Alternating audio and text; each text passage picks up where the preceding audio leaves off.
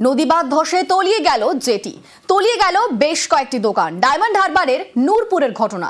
নূরপুরে আপাতত বন্ধ ferry service, চলছে মেরামতির কাজ। সম্প্রতি নদী বাঁধে ধাক্কা দেয় জাহাজ, তার জেরেই বাঁধে ধস বলে অনুমান।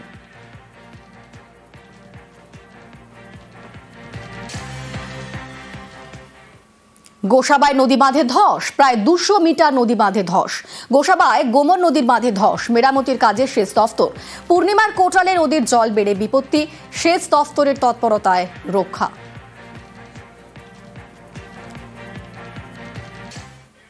আর এবার মেদিনীপুরের খবর। ধান খেতে হাতির পালের তাণ্ডব। মেদিনীপুরের চাঁদরা রেঞ্জের ঘটনা। কংসাবতী পেরিয়ে লোকালয়ে 10টি হাতির দল। যে ছবি দেখতে পাচ্ছেন, ধান খেতে হাতির পালের তাণ্ডব। সমাধি গেছে তো না আছে কেউ বুঝাই।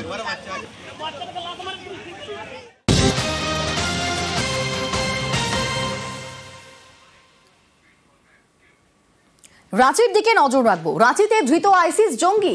রাঁচির ইসলামনগরে পুলিশের জালে জঙ্গি পাকড়াও শীর্ষ আইসিস জঙ্গি আশের दानिश। আমাদের সঙ্গে রয়েছেন প্রতিনিধি ओम प्रकाश। ओम प्रकाश जी, क्या खबर सामने आ रही है? ये जो आशेर दानिश है, इसका बैकग्राउंड के बारे में क्या जानकारी मिल रही है?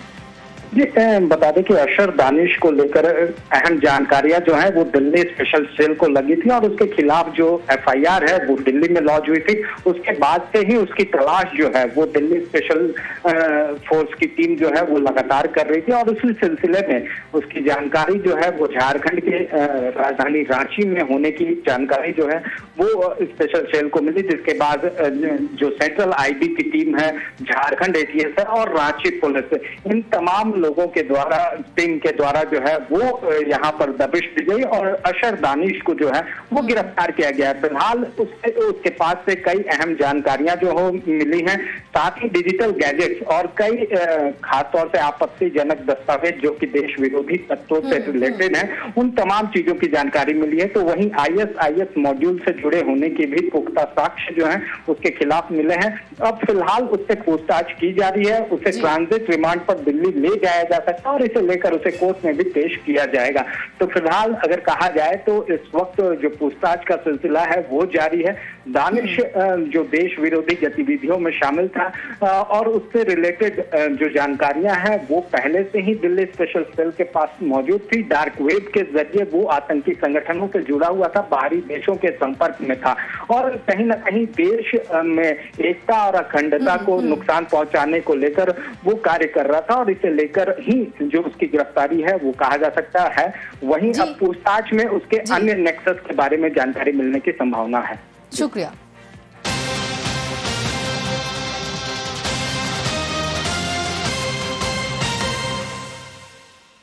জলাশয় বুঝিয়ে নির্মাণ, অবৈধ নির্মাণ, সেখানে 30টি গাছে কোপ পড়েছে। ছবি দেখতে পাচ্ছেন আপনারা, 30টি গাছ কাটা হয়েছে এবং তার প্রতিবাদ করায় হুমকির অভিযোগ উঠছে। আমাদের সঙ্গে রয়েছেন প্রতিনিধি জিয়াউল। জিয়াউল, কি অভিযোগ উঠছে, কি হুমকি দেওয়া হচ্ছে, কারা দিচ্ছে হুমকি?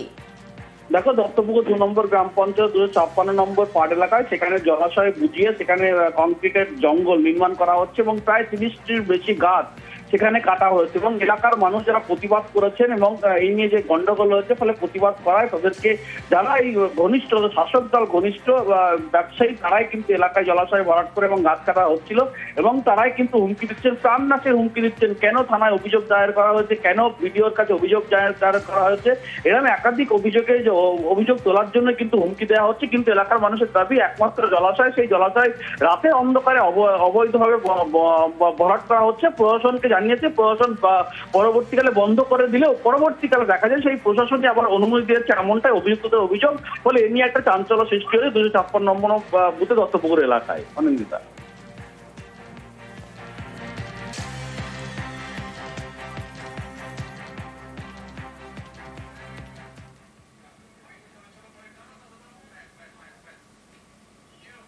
আর এবার একটু হাওড়ার দিকে নজর রাখবো।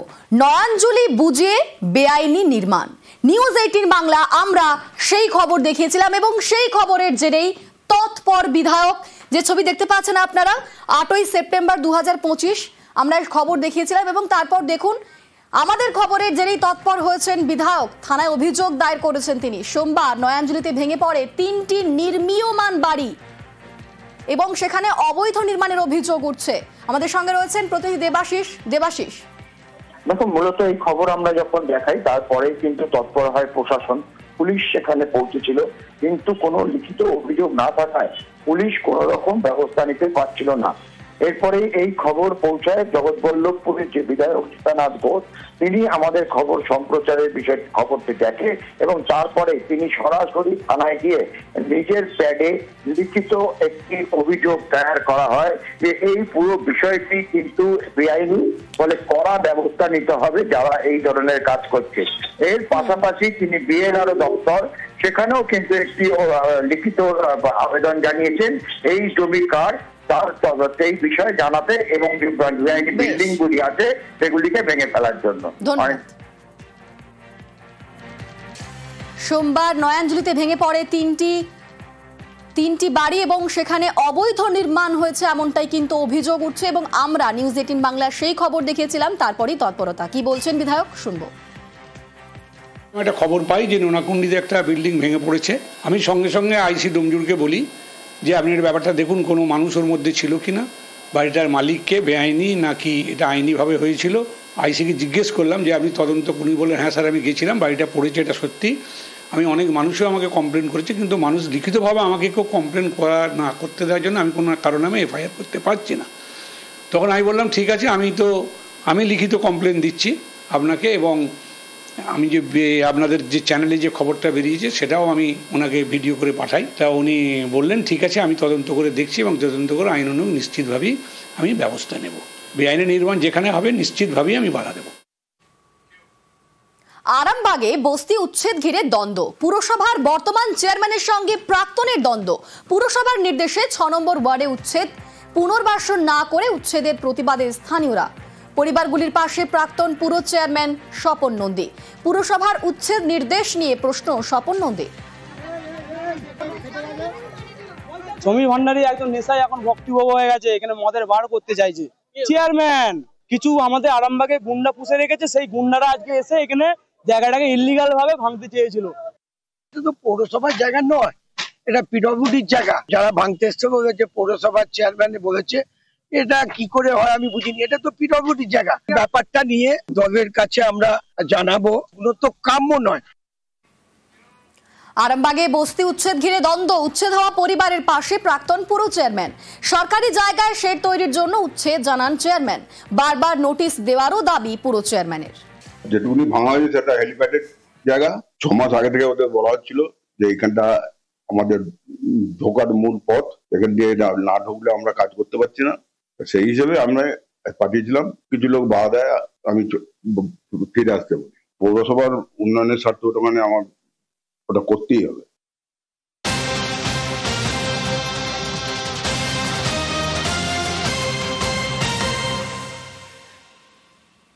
মৎস্যজীবীকে তুলে নিয়ে গেল বাঘ। সুন্দরবনে নদীতে মাছ ধরতে গিয়ে বিপত্তি। মাছ ধরতে রওনা দিয়েছিলেন 3 জন মৎস্যজীবী, হঠাৎই মৎস্যজীবীদের নৌকায় ঝাঁপ বাঘের। মৎস্যজীবীকে তুলে জঙ্গলে নিয়ে যায় বাঘ। 2 মৎস্যজীবী ফিরে এলেও নিখোঁজ 1। তল্লাশিতে সুন্দরবন কোস্টাল থানা ও বন দফতর।